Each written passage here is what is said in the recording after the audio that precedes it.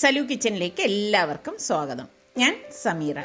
ഇന്ന് ഞാൻ വളരെ പെട്ടെന്ന് തന്നെ നമുക്ക് തയ്യാറാക്കിയെടുക്കാൻ പറ്റുന്ന ഒരു അടിപൊളി വെറൈറ്റി ബ്രേക്ക്ഫാസ്റ്റ് റെസിപ്പിയും അതിന് കോമ്പിനേഷനായിട്ട് ഒരു ഡിഫറെൻ്റ് ആയിട്ടുള്ള എഗ് കറിയാണ് തയ്യാറാക്കുന്നത്.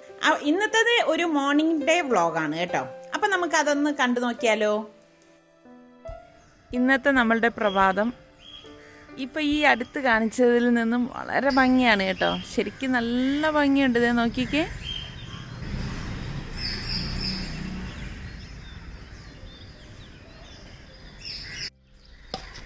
ജോഗിങ്ങിൻ്റെ കൂടെ ഇപ്പം ഇവർ പുതിയൊരു ശീലം കൂടി ഇതേ തുടങ്ങിയിരിക്കുകയാണ്. ഇത് വേറെ എവിടെ അല്ല കേട്ടോ, നമ്മളുടെ നഗറിലെ പാർക്കിൽ തന്നെയാണ്.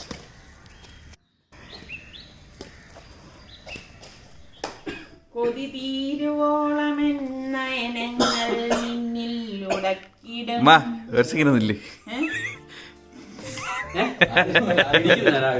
എന്ത് ഇത് ആൾക്കാരും കാണേണ്ടതാണ്. ഇതാ നമ്മുടെ താരങ്ങള്, നമ്മുടെ ബാഡ്മിന്റൺ താരങ്ങൾ രാവിലത്തെ സെഷൻ കഴിഞ്ഞിട്ട് വന്നിരിക്കുകയാണ്. നമ്മുടെ ജ്വാലകുട്ടയും സൈന നേവാളൊക്കെയാണ്.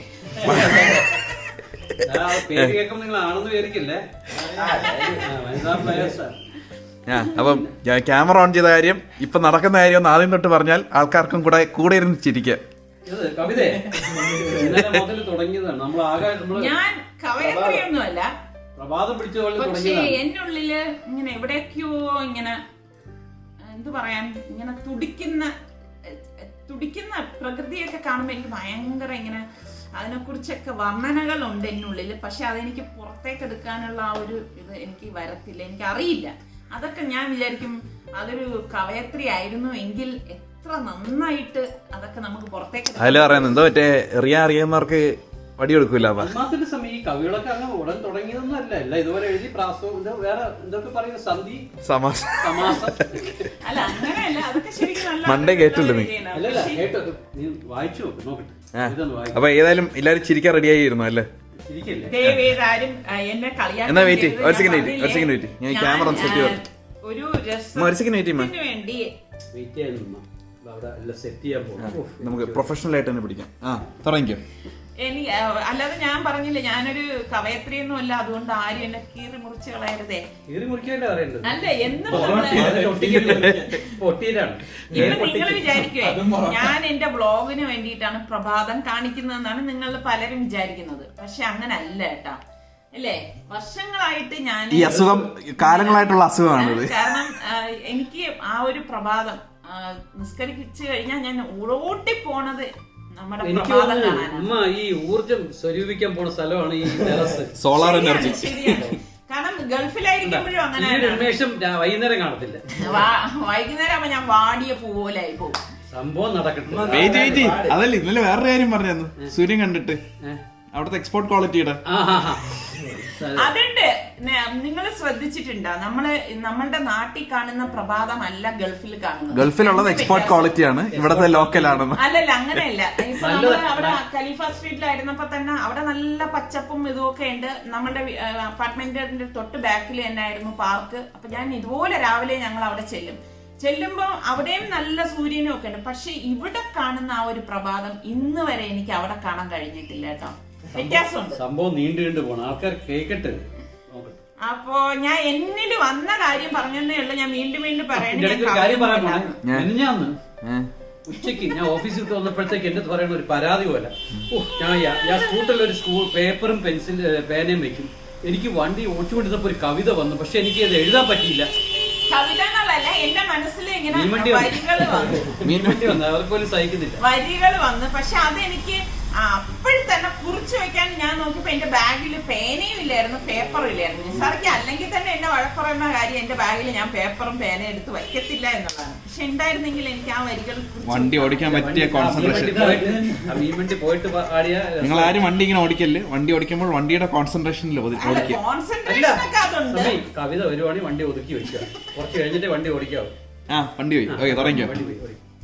അപ്പൊ ഞാൻ ഇതിനിട്ടിരിക്കുന്നത് പ്രപഞ്ചം എന്നാണ് ഇട്ടിരിക്കുന്നത്. പ്രപഞ്ചത്തിലെ ഒരു പ്രഭാതം എടുത്തിട്ടാണ് ഞാൻ ഈ പറയുന്നത്. പ്രപഞ്ചം എന്ന് പറയുന്നത് സീരീസ് ആണ്. അപ്പൊ ഇനിയുണ്ടാ സീരീസ് അങ്ങനൊന്നുമല്ല, കുക്കറി ചാനലാണ്.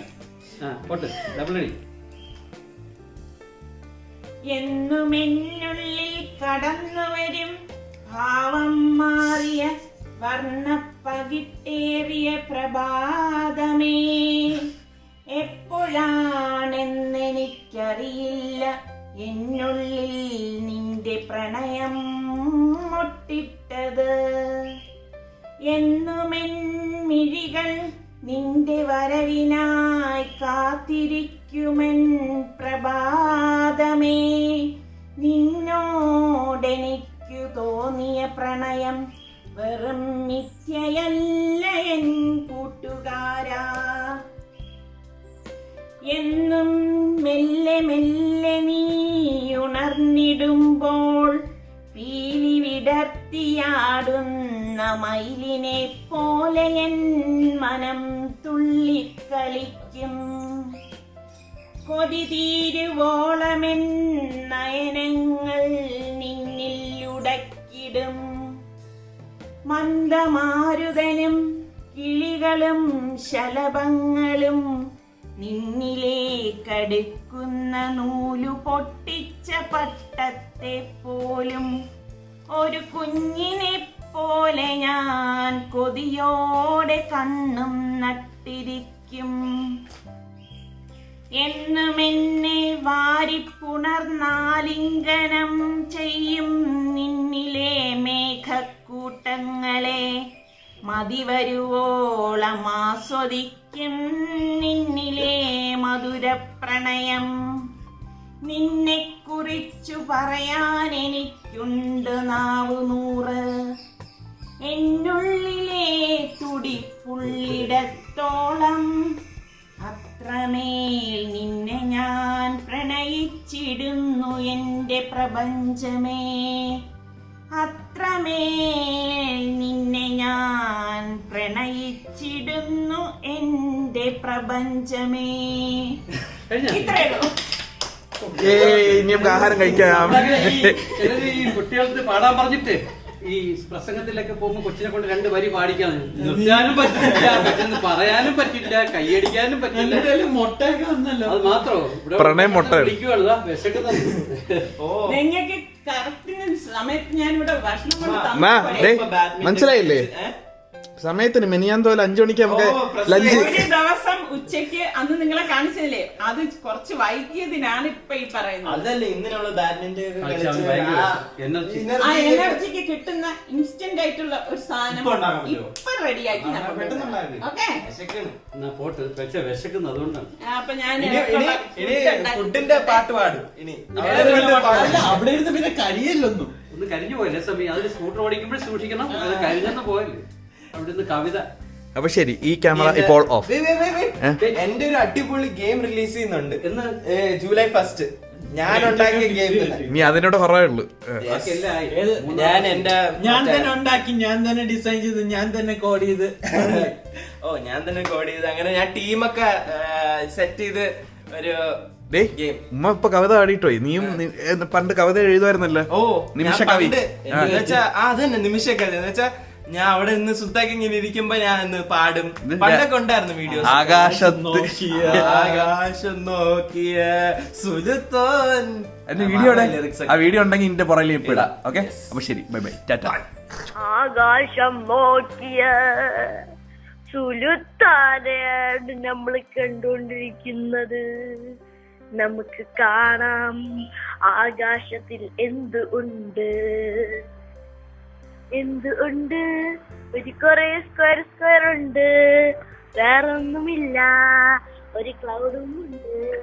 അല്ലമല്ല ചൂട തിരുപുരി ഈര തിരട്ടടയാ.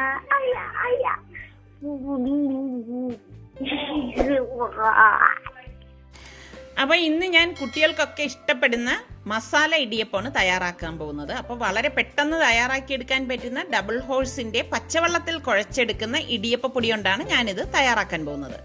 അപ്പോൾ ആദ്യം നമുക്ക് മസാല ഉണ്ടാക്കാൻ വേണ്ടി ഞാനിവിടെ ഒരു ഇരുമ്പ് ചട്ടി അടുപ്പത്തേക്ക് വെച്ചിട്ട് 3 ടേബിൾ സ്പൂൺ വെളിച്ചെണ്ണ ഒഴിച്ചു കൊടുത്തിട്ടുണ്ട്. ഇതിലേക്ക് ഞാൻ 1.5 ടീസ്പൂൺ ജിഞ്ചർ ഗാർലിക് പേസ്റ്റും ഒരു പച്ചമുളക് ഇതുപോലെ ഒന്ന് ചെറുതായിട്ട് കട്ട് ചെയ്തിട്ട് കൊടുക്കും. എന്നിട്ടൊന്ന് വഴറ്റി കൊടുക്കും.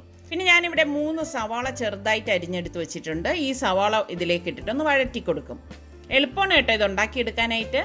സവാള ഒരുപാട് വഴലേണ്ട ആവശ്യമില്ല, ഇത്രയും വഴന്നാൽ മതിയാകും. ഇതിലേക്ക് ഞാൻ 1 ടീസ്പൂൺ മഞ്ഞൾപ്പൊടിയും 1/2 ടീസ്പൂൺ കുരുമുളക് പൊടിയും 1 ടീസ്പൂൺ ഗരം മസാല പൊടിയും 1/2 ടേബിൾ സ്പൂൺ മല്ലിപ്പൊടിയും 1 ടേബിൾ സ്പൂൺ കാശ്മീരി ചില്ലി പൗഡറും പിന്നെ പാകത്തിനുള്ള ഉപ്പും ഇട്ടിട്ട് ഇത് നന്നായിട്ടൊന്ന് ഇളക്കി കൊടുക്കും. അപ്പം ആ പൊടികളുടെയൊക്കെ ആ ഒരു പച്ചമണം മാറിക്കിട്ടുന്ന അതുവരെ ഒന്ന് ഇളക്കി കൊടുക്കും കേട്ടോ. അപ്പം ഞാനിവിടെ പെട്ടെന്ന് തയ്യാറാക്കാൻ വേണ്ടിയിട്ട് ഇന്നലെ വാങ്ങിച്ച ടിൻ ഫിഷ് ഇരിപ്പുണ്ടായിരുന്നു, അതാണ് ഇതിലേക്ക് ഇട്ട് കൊടുക്കുന്നത്. അതിലെ വെള്ളമൊക്കെ ഞാൻ കളഞ്ഞിട്ടാണ് കേട്ടോ ഇടുന്നത്. അപ്പം നിങ്ങൾക്ക് ഇതിന് പകരമായിട്ട് വെജിറ്റബിൾസോ ഇഷ്ടമുള്ളത് മുട്ടയോ എന്ത് വേണമെങ്കിലും ഇതുപോലെ ചേർക്കാവുന്നതാണ്. എന്നിട്ട് നന്നായിട്ട് ഇതൊന്ന് ഡ്രൈ ആക്കി എടുക്കും. ഞാൻ ഇതിലേക്ക് തക്കാളിയൊന്നും ഇടത്തില്ല കേട്ടോ. അപ്പം ഇത് പെട്ടെന്ന് തന്നെ റെഡിയാവും. അപ്പം ഇത്രയേ ഉള്ളൂ സംഭവം. ഇതിപ്പോൾ ഇവിടെ ഇതേ ഡ്രൈ ആയിട്ടുണ്ട്. അപ്പം ഞാൻ ഗ്യാസ് ഓഫ് ചെയ്തിട്ട് കുറച്ച് മല്ലിയില ഇതിലേക്കൊന്ന് കട്ട് ചെയ്തിട്ട് കൊടുക്കും. ഇത്രയേ ഉള്ളൂ. അപ്പം നമ്മളുടെ മസാല ഇവിടെ റെഡി ആയിട്ടുണ്ട്. അപ്പം ഞാൻ വെജിറ്റേറിയൻകാർക്ക് വേണ്ടിയിട്ട് ഞാൻ സിമ്പിളായിട്ടുള്ളൊരു റെസിപ്പി ഇവിടെ പറയാണ് കേട്ടോ. അപ്പം ഞാനൊരു പാൻ അടുപ്പത്തേക്ക് വെച്ചിട്ടുണ്ട്. ഇതിലേക്ക് ഞാൻ 1.5 ടേബിൾ സ്പൂൺ വെളിച്ചെണ്ണ ഒഴിച്ചിട്ടുണ്ട്. ഇതിലേക്ക് ഞാൻ 1 ടീസ്പൂൺ കടുകിട്ട് പൊട്ടിച്ചു കൊടുക്കുകയാണ് കേട്ടോ. പിന്നെ ഞാൻ ഒരു ക്യാരറ്റ് ഗ്രേറ്റ് ചെയ്ത് എടുത്തിട്ടുണ്ട്. ഈ ഗ്രേറ്റ് ചെയ്ത ക്യാരറ്റ് ഞാൻ ഇതിലേക്ക് ഇട്ടിട്ട് ഒന്ന് വഴറ്റി കൊടുക്കും. അപ്പം ക്യാരറ്റ് ആയതുകൊണ്ട് തന്നെ ഒരുപാട് ഇത് വേഗമൊന്നും വേണ്ട കേട്ടോ, ജസ്റ്റ് ഒന്ന് ഇളക്കി എടുത്താൽ മതി. പിന്നെ ഞാനിതിലേക്ക് 1/2 ടീസ്പൂണാണ് കേട്ടോ കാശ്മീരി ചില്ലി പൗഡറും 1/2 ടീസ്പൂൺ ഗരം മസാല പൊടിയും കൂടി ഇട്ടിട്ട് ഒന്ന് ഇളക്കി കൊടുക്കും. അപ്പോൾ ഇതോടൊപ്പം തന്നെ നമുക്ക് പാകത്തിനുള്ള ഉപ്പും കൂടി ഇട്ട് കൊടുക്കണം. അപ്പോൾ ക്യാരറ്റ് ആയതുകൊണ്ട് തന്നെ ഒരുപാട് ഉപ്പൊന്നും ഇടേണ്ട ആവശ്യമില്ല കേട്ടോ. എന്നിട്ട് ഇതുപോലെ ഒന്ന് ഇളക്കിയിട്ട് ഗ്യാസ് ഓഫ് ചെയ്ത് നമുക്ക് മാറ്റി വെക്കാം. അപ്പോൾ ഞാൻ ഇടിയപ്പമാണ് ഉണ്ടാക്കാൻ പോകുന്നത്. അപ്പോൾ എളുപ്പത്തിൽ തയ്യാറാക്കാൻ വേണ്ടി ഡബിൾ ഹോഴ്സിൻ്റെ ഈസി ഇടിയപ്പം പൗഡറാണ് എടുത്തിരിക്കുന്നത്. ഇത് കണ്ടോ, ഇത് പച്ചവെള്ളത്തിലാണ് കുഴച്ചെടുക്കുന്നത്. അപ്പോൾ നമുക്കിത് എങ്ങനെയാണ് കുഴച്ചെടുക്കുന്നതെന്ന് നോക്കാം. അപ്പം ഞാനിവിടെ ഒരു ബൗളിലേക്ക് 2 കപ്പ് ഈ ഇടിയപ്പം പൗഡർ ഇട്ട് കൊടുക്കുകയാണ്.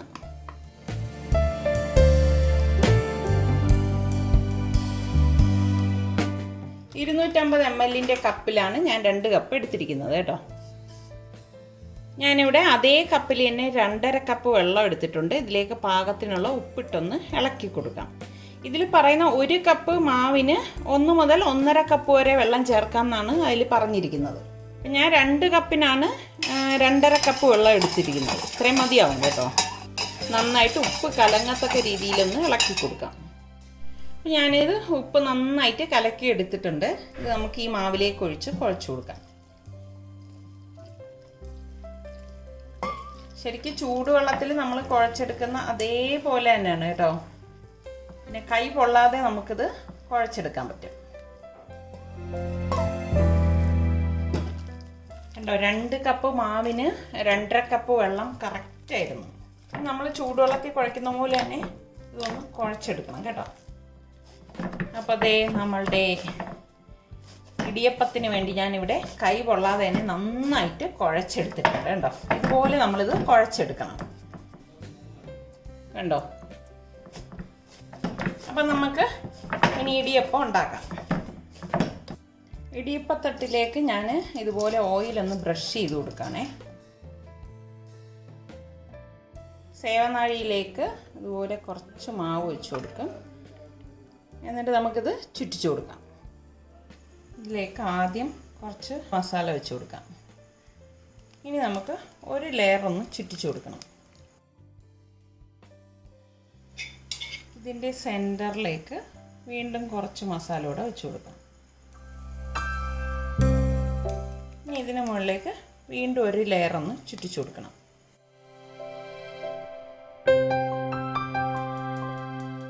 ഇനി ഇത് നമുക്ക് ആവിയേറ്റാം. നമുക്ക് അടുത്ത തട്ട എടുക്കണം. ഇതിലേക്ക് കുറച്ച് തേങ്ങ ഇതുപോലെ ഇട്ട് കൊടുക്കാം. അതുപോലെ തന്നെ ഈ ക്യാരറ്റിൻ്റെ കൂട്ട് കുറച്ച് ഇതിലേക്ക് ഇട്ട് കൊടുക്കണം. നമുക്കിത് ഒരു ലെയർ ചുറ്റിച്ചു കൊടുക്കാം.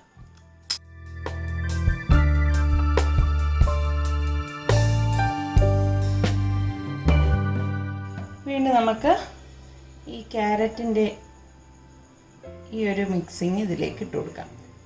ഇനി ഇതിന് മീതെ വീണ്ടും ഒരു ലെയർ കൂടി ഒന്ന് ചുറ്റിയെടുക്കാം.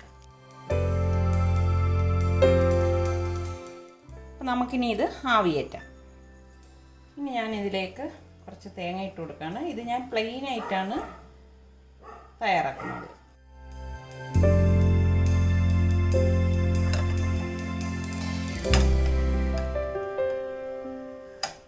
വെള്ളം ഇവിടെ തിളച്ചിട്ടുണ്ട്. അപ്പോൾ ഇടിയപ്പത്തട്ട് ഇതിലേക്ക് വെച്ച് കൊടുക്കാം. ഇനി ഇതുപോലെ മൂടി വെച്ച് ആവിയേറ്റിയെടുക്കാം. അപ്പോൾ ഞാൻ ഈ ഇടിയപ്പത്തിന് കോമ്പിനേഷനായിട്ട് ഒരു സ്പെഷ്യൽ മുട്ടക്കറിയാണ് ഉണ്ടാക്കുന്നത്. അതിന് വേണ്ടിയിട്ട് വലിയൊരു പാൻ ഇതുപോലെ എടുക്കും. എന്നിട്ട് ഞാൻ ഇതിലേക്ക് കുറച്ച് തിളച്ച വെള്ളം ഒഴിച്ചു കൊടുക്കുകയാണ്. ഒഴിച്ചു കൊടുത്ത ശേഷം ഇതുപോലത്തെ ചെറിയ ചെറിയ സ്റ്റീൽ ബൗളുണ്ടല്ലോ, അതൊരു 4 ബൗൾ ഞാൻ എടുത്തിട്ടുണ്ട്. കാരണം ഞാൻ 4 മുട്ടയാണ് ഉദ്ദേശിക്കുന്നത്. എന്നിട്ട് ഈ ബൗളിനുള്ളിലേക്ക് ഇതുപോലെ തിളച്ച വെള്ളം കുറച്ച് ഒഴിച്ചു കൊടുക്കും. അപ്പോൾ ഇതിലേക്ക് ഞാൻ പാകത്തിനുള്ള ഉപ്പിട്ടിട്ട് ഒന്ന് മിക്സ് ചെയ്ത് കൊടുക്കും കേട്ടോ. ഓരോ ബൗളിലും പാകത്തിനുള്ള ഉപ്പിട്ട് കൊടുക്കും. കുറച്ച് ഇടാവും കേട്ടോ. അതിനുശേഷം ഞാനിതിലേക്ക് ഓരോ മുട്ട വീതം പൊട്ടിച്ചൊഴിച്ചു കൊടുക്കും. ഇതുപോലെ നമ്മളിത് മൂടി വെച്ചിട്ട് വേവിച്ചെടുക്കും. ഒരുപാട് നേരമൊന്നും വേഗണ്ട കേട്ടോ. ഒരു 5 മിനിറ്റ് പോലും ആകണ്ട, അതിനുള്ളിൽ തന്നെ ഇത് റെഡിയായി കിട്ടും. അപ്പോൾ ഇതിവിടെ റെഡി ആയിട്ടുണ്ട്. ഞാനിനി അടപ്പ് മാറ്റുവാണ്. അപ്പോൾ ഇതിൻ്റെ മസാല തയ്യാറാക്കാൻ വേണ്ടി ഞാനിവിടെ ഒരു പാൻ അടുപ്പത്തേക്ക് വെച്ചിട്ടുണ്ട്. ഇതിലേക്ക് ഞാൻ 3 ടേബിൾ സ്പൂൺ വെളിച്ചെണ്ണ ഒഴിച്ചു കൊടുക്കുകയാണ്. പിന്നെ നമ്മൾ 4 ഗ്രാമ്പൂ, 3 ഏലക്ക, 1 പീസ് പട്ട, ഇത് ഇത്രയും കൈകൊണ്ടൊന്ന് തിരുമ്മിയിട്ട് ഇതിലേക്ക് ഞാൻ ഇട്ട് കൊടുക്കും. അപ്പം ഞാൻ 3 സവാള സ്ലൈസ് ചെയ്തെടുത്ത് വെച്ചിട്ടുണ്ട്. ഈ സവാളയും കൂടി ഇട്ടിട്ട് നന്നായിട്ടൊന്ന് വഴറ്റി കൊടുക്കും. ഒരുപാട് ഇത് വഴലേണ്ട ആവശ്യമില്ല കേട്ടോ. അപ്പോൾ ജസ്റ്റ് ഒന്ന് വഴണ്ട് വരുമ്പോഴേക്ക് ഞാനിതിലേക്ക് 1 ടീസ്പൂണ് ജിഞ്ചർ ഗാർലിക് പേസ്റ്റ് എടുത്തിട്ടുണ്ട്. അതും കൂടി ഇട്ടിട്ട് നന്നായിട്ടൊന്ന് ഇളക്കി കൊടുക്കും. ഇതൊന്ന് ഇളക്കി കൊടുത്ത ശേഷം ഞാനിവിടെ 2 തക്കാളി, നല്ല കളറുള്ള തക്കാളിയാണ് ഞാനിവിടെ എടുത്തിരിക്കുന്നത്. ഈ ഒരു രീതിയിൽ കട്ട് ചെയ്തെടുത്തിട്ടുണ്ട്. അതും കൂടി ഇട്ടിട്ട് ഒന്ന് ഇളക്കി കൊടുക്കും. ഇത് നന്നായിട്ടൊന്ന് ഇളക്കി മിക്സ് ചെയ്ത് കൊടുക്കും കേട്ടോ. അതിനുശേഷം ഞാൻ ഇതിലേക്ക് പൊടികൾ ചേർത്ത് കൊടുക്കുകയാണ്. 1.5 ടേബിൾ സ്പൂൺ കാശ്മീരി ചില്ലി പൗഡറും 1/2 ടേബിൾ സ്പൂൺ മല്ലിപ്പൊടിയും 1/2 ടീസ്പൂൺ ഗരം മസാല പൊടിയും 1 ടീസ്പൂൺ മഞ്ഞൾപ്പൊടിയും പാകത്തിനുള്ള ഉപ്പും ഇട്ടിട്ട് നന്നായിട്ടൊന്ന് ഇളക്കി യോജിപ്പിച്ച ശേഷം ഇത് മൂടി വെച്ചൊന്ന് വേവിച്ചെടുക്കും. ജസ്റ്റ് ഒരു 3-4 മിനിറ്റ് മതി കേട്ടോ. അപ്പോഴേക്കും നമ്മൾ അടപ്പൊന്ന് മാറ്റിയിട്ട് ഒന്നും കൂടി ഇതൊന്ന് ഇളക്കിയിട്ട് ഞാനിതിലേക്ക് തേങ്ങാപ്പാൽ ഒഴിച്ചു കൊടുക്കും. നല്ല കട്ടിക്ക് ഞാനിവിടെ 1 കപ്പ് തേങ്ങാപ്പാൽ എടുത്തിട്ടുണ്ട്. ആ തേങ്ങാപ്പാലാണ് ഇതിലേക്ക് ഒഴിച്ചിട്ട് ഇളക്കി കൊടുക്കുന്നത്. അപ്പോൾ അതൊന്ന് തിള വരാറാകുമ്പോഴേക്ക് നമ്മൾ ഈ ബോയിൽ ചെയ്ത് വെച്ചിരിക്കുന്ന എഗ്ഗ് ഉണ്ടല്ലോ, അത് ഒരു സ്പൂൺ കൊണ്ട് ഇതുപോലെ നമ്മൾ ഇടുമ്പോൾ അത് വിട്ട് കിട്ടും. അത് ഇതിലേക്കൊന്ന് ഇട്ട് കൊടുക്കാം. ഇപ്പോൾ പലർക്കും തോന്നും ഇത് ബുൾസൈ ആക്കിയിട്ട് ചെയ്താൽ പോരേന്ന്. അങ്ങനെയുള്ളവർക്ക് അങ്ങനെ വേണമെങ്കിലും ചെയ്യാം. പിന്നെ ഇതൊക്കെ ഇങ്ങനെ കൊച്ചു കുട്ടികൾക്കൊക്കെ നമ്മളിങ്ങനെയൊക്കെ ഉണ്ടാക്കി കൊടുക്കുമ്പോൾ അവർക്കൊക്കെ ഒരു അട്രാക്ഷൻ ആയിരിക്കും. അതുകൊണ്ടാണ് ഞാൻ ഇങ്ങനെ തയ്യാറാക്കിയെടുത്തത്.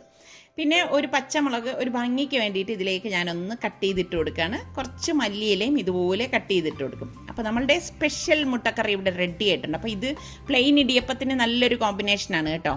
അപ്പോൾ ആ സമയം തന്നെ നമ്മളുടെ ഇടിയപ്പമൊക്കെ റെഡി ആയിട്ടുണ്ട്. ഞാൻ ഇടിയപ്പം പ്ലേറ്റിലേക്ക് മാറ്റുവാണ്.